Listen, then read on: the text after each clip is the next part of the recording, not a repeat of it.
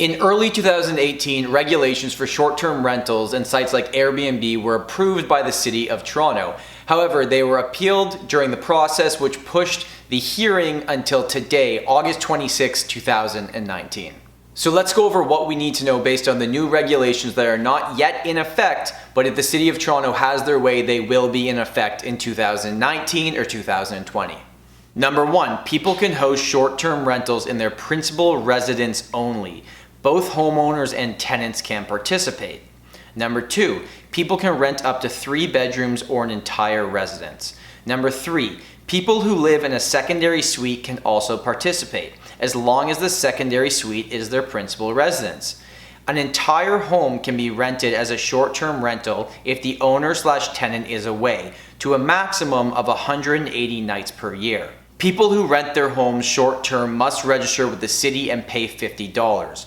Companies such as Airbnb must pay a one-time license administration fee of $5,000 plus $1 for each night booked through the company. People doing short-term rentals must pay a 4% tax on all rentals that are less than 28 consecutive days. Companies such as Airbnb can enter into voluntary agreements to collect the tax on behalf of those associated with their company. So obviously there's a whole lot to unpack there, and here are my quick thoughts on it. Anybody that bought an investment property to rent out on Airbnb, well, you're basically out of luck if these regulations go through. You cannot rent it out unless it's your principal residence. So under these new regulations, they restrict basically any way of people trying to make a little bit of additional money.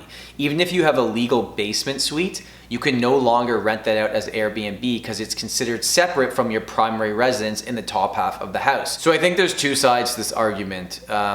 Personally, as someone that's an entrepreneur, it's tough to consistently see the government coming in and slapping on regulations for the average Canadian trying to make a little bit of money. For the most part, the people that own these investment condos, they're not massive corporations like hotels. They're people trying to strategically make a few extra bucks every single month or rent out the basement of their house. And I really feel like it sucks for them that, they figured out ways to bring in additional income, and like everything in real estate in Canada, the government is coming in and saying, no, you have to do it this way.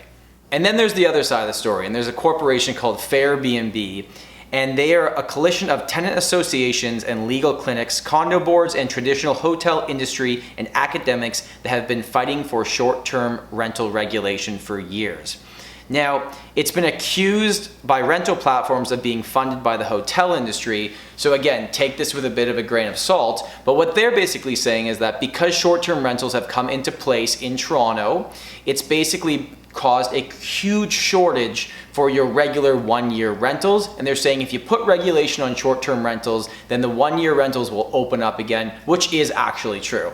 A 2019 report by AirBnB, which again has been dubbed by its critics as a hotel lobbying group, have said in their report that if these regulations come into place, it would open up about 6,500 new rental opportunities on a one-year term in Toronto. Here's my overall stance on this. I think the City of Toronto doesn't have enough affordable housing as it is. And I think blaming Airbnb for the reason why prices have gone up so much and there's so much shortage is not really the only problem. It's definitely a part of the problem, but there just hasn't been enough affordable housing.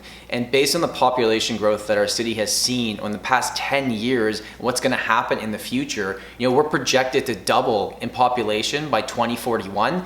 We've gotta find new ways to bring more housing to the market. Because at the end of the day, the main issue with everything, whether it's how much a condo costs, how much that detached property is selling for, it comes down to inventory levels. It's supply and demand.